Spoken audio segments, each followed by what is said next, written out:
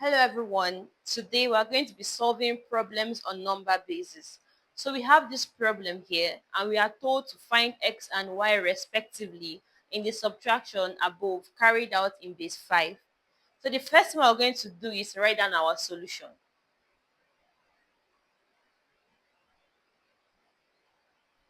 The next thing we are going to do, we are going to carry this subtraction over here.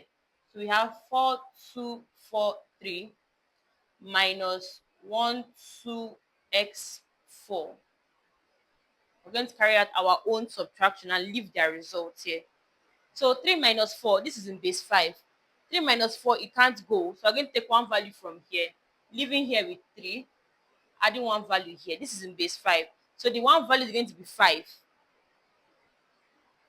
5 plus 3, 8. 8 minus 4, 4. We can see that it both tallies. So the next one, we have 3 minus x. So 3 minus x is equal to 4 because that's the result they got here. Now carry it over. So we have 3 minus 4 is equal to x. We can see that 3 minus 4 is going to give us a negative value and x can't be a negative value, so this won't go.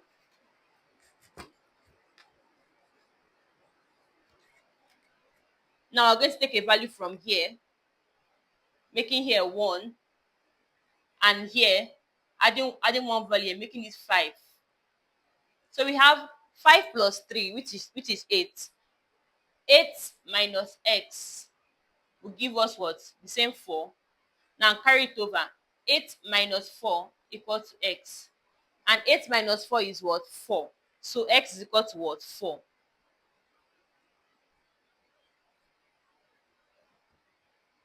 So we're going to bring down this 4 here.